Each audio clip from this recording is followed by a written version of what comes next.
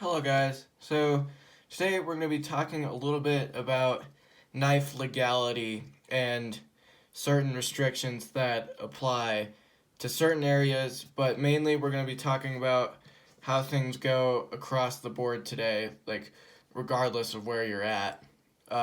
Like this is typically United States, which I'm basing off of, but I'm going to include a few sections for other places as well.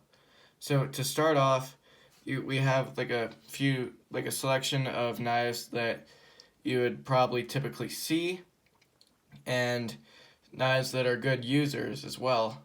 So for the first off, let's start off with this guy and see what problems this guy may have for legality. So first of all, it's an automatic knife. It's classified as an automatic knife because it launches out of this with the push of a button.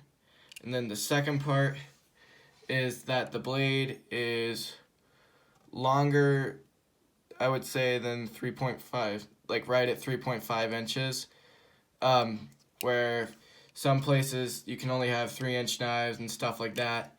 And then it's actually a double-edged blade. Double-edged blades are illegal in some places as well. And then I'm not entirely sure about concealment of this, but I think some places will allow you to do it, and some will not. But yeah, so since it's longer than 3 inches and is a double-edged blade and an automatic knife, that is why this has some issues. So typically, like the safe bet is gonna be like a 3-inch long blade and or like a knife that doesn't look as scary or something. Like, and it's all up to the cop or whoever is checking for like legality, if they even do. And like, once again, or just in the first place, consult with an attorney first. This is just my basic understanding of knife knowledge. And then the second guy we're going to take a look at is this guy. This guy, even though it looks like it's just a regular flipper knife, it still counts as an automatic since the button actually deploying the actual knife blade isn't attached to the knife blade. So like say you had a regular knife like flipper, let me just pull one out here real quick. Like this guy has the same sort of function, but the flipper tab is attached to the actual knife, unlike this guy, which the flipper tab is freely moving. So that is what makes this technically an automatic knife. And there's, I don't think there's any other issues regarding blade length. No, it's coming in uncontroversially under 3 inches. Let's see if, yeah, right there, uncontroversially under 3 inches, which that shouldn't be a problem, but this is technically an automatic knife because of the flipper tab not being attached to the actual knife blade. And then with this guy, this is the SOG Instinct Mini. This is representing pretty much all fixed blades. Some places you're only allowed to carry a folding knife and not a fixed blade. Like you could get in trouble for carrying a fixed blade like this and not get in trouble for carrying a 3-inch long regular knife. Like this, like I said, it's still a regular knife. Like this one's 2 inches, so well under 3-inch mark, but you can still find some issues because it is a fixed blade. Other than that, no real problems with this one. Like this is alright to carry in most places. And then with the Swiss Army knife, this is probably your best bet for avoiding legality problems because this comes in uncontroversially under 3 inches and it's non-locking. There are certain places that have laws against locking blades, so like this would be legal, whereas pretty much everything else on the table wouldn't be. I'm not entirely sure about this guy because technically it doesn't lock into place. Technically it's fixed. but I would still not try your luck with that guy. This is the Victorinox Tinker. Um, this would be a good thing to carry if you're not sure about laws and regulations. And then pull out the Skeletal right here.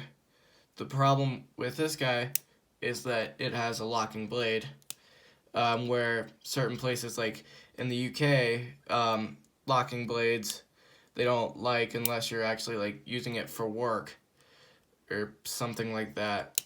Locking blade right here.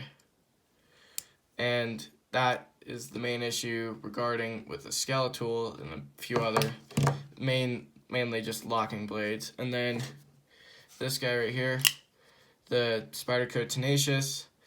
This is one of the knives that is a little bit like not entirely like, you want to be careful with this because it is a 3.5-inch blade, and this is a problem in some areas. Like I know in California they don't want you carrying a knife that is over 3 inches, and they do let you carry automatic knives and balisongs if they're under 2 inches, which is a little interesting. Yeah, this guy's only problem is the blade length and locking, which places don't typically mind in the U.S. if it's locking or not, but they get very state by state. And then this guy right here, even though this is not an assisted knife whatsoever, this still technically has some legality issues, because once again, with this guy, the actual flipper tab is independent from the main blade, so this may qualify as a switchblade, even though like it's just got a nice D10 on there, and like this may qualify as a switchblade due to that launching tab not being actually connected to the blade itself. This is a good size blade, like it's under 3 inches, and that is not gonna cause a problem, but it definitely looks like an assisted knife because of how good the D10 is on this thing. And then other than that, this guy doesn't really have any problems per se, except for that back part once again. And then whereas like the Benchmade Mini Griptilian, this is something I like to carry a lot. This has probably been my EDC for the last couple of weeks, where this guy's main issue isn't really blade length, because that's right at or right under 3 inches. It's the fact that it freely drops, because this could technically qualify as a gravity knife since you can use gravity to open it. And that is the main legality issue for this. Like, I think New York and some other places have issues against gravity knives, or laws against gravity knives. But yeah, this could totally qualify as a gravity knife, so you would want to be really careful when you carry this one. Other than that, that's the only issue with this one. Most places you're going to be fine with this. Just always check your local laws and stuff. Make sure everything's legal.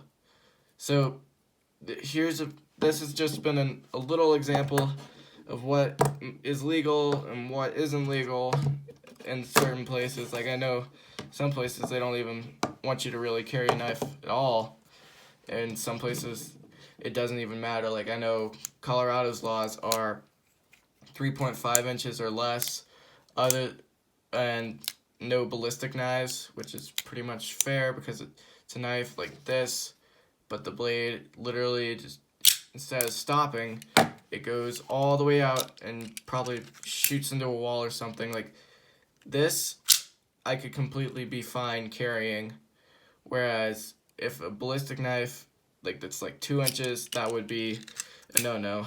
And then like with hunting knives, you could carry a knife that's over 3.5 inches and say it's for hunting, or if it is for hunting, because then like hunting knives under Colorado law don't really count as knives for some reason. Like if you're carrying a knife for sport or whatever, it's perfectly fine. Whereas say in a different state, like I think Utah or Montana, they have no knife restrictions, and then you can carry whatever you want there. Whereas like certain places like California, they have some very strict laws where pretty much this would be the only thing I would really feel safe about carrying in California because of their laws and how strict they are and other things like that. Thank you guys for watching my little video on knife legality. Once again, always consult an attorney. Don't just take my information from it, because some things on here I may not be entirely correct about. Just be mindful about what you carry, and always check local knife laws and stuff like that. Thank you guys for watching. Have a great day.